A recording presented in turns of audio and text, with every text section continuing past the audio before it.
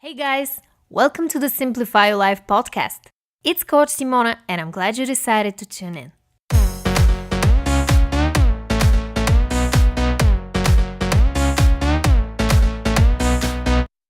What's up, guys? Today's episode is going to be all about love, and I will give you 5 tips on how to keep your relationship strong and healthy. Now, let's jump right into it. My first tip is to drop the expectations. When people get together, they often expect the other person to fulfill their needs. However, expectations are one of the most powerful tools for destroying your relationship. If you want to change your partner or the way they behave around you, you're in big trouble, and you need to get your priorities straight. The only thing you can change is your attitude about your partner. It doesn't matter if it is about something silly, like always forgetting to take out the trash, or about something serious like a drinking problem.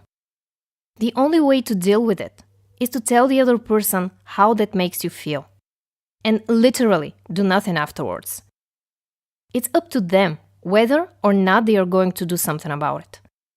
Drop your expectations, communicate your needs with your partner, and watch the magic happen. My second tip is to stop taking things personally. This is a tip from a person who used to be very sensitive and felt very vulnerable while having a fight. My husband and I have had a couple of very big arguments over the years, and I remember feeling so frustrated and hurt once they were over. But the thing is, I felt almost exactly the same when he just made a comment about something insignificant. I was having a hard time separating my self-image from my feelings. That's when it occurred to me that my feelings towards him were a projection of my negative thought patterns, as well as his. So when your significant other wants to give you some feedback, don't automatically feel rejected or hurt by them. Realize that they're simply talking about their frustration. Instead of sulking or getting angry, stay there and listen to them. You might learn something new about yourself, or at least about the way your partner perceives you to be. My third tip is to do more things together. Whenever a couple comes to me with relationship problems, I ask them one question: how much fun do you have together? Often, the answer is little to none. Sometimes life gets in the way, and we get caught up in daily routines, kids, chores, etc. Your intimacy, that deep and interpersonal connection that you and your partner used to have, simply vanishes. But it's important not to pin this on your partner. It's not their fault. It's not your fault either. This is not about blame. It is about reconnection. One of the best ways to do that is by taking small steps towards a common goal. If you want my help, I will leave a link in the description box. My next tip is to stop criticizing. One of the greatest relationship killers is putting your partner down. Every time you snap at them, they are slowly but surely drifting away from you. I'm sorry is a good place to start, but an apology is not the best way to keep handling the situation in the long run. It's much better to think before you speak. If you feel like you don't have control over your emotions, and you get angry or frustrated quickly, my quick tip is to take a look at your feelings first. When you feel like criticizing your partner, ask yourself, why do I want them to change? How does that make me feel?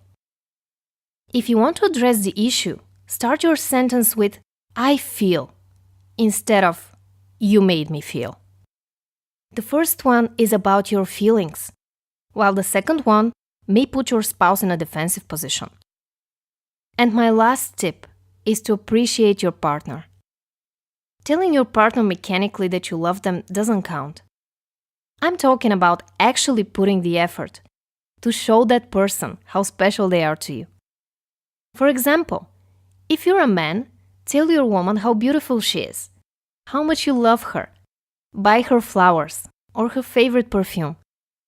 Don't wait for a special occasion, just surprise her. It doesn't have to be a huge gesture, but it has to come from your heart. Trust me, she won't forget it. And if you're a woman, thank your husband. Compliment him. Surprise him with a nice meal or a dessert in the bedroom. He will be more than happy to treat you like a queen and will give you all his love in return. At the end of the day, we are all human beings. We need to feel loved and appreciated. So don't wait for a miracle to happen. Start creating the relationship you want today.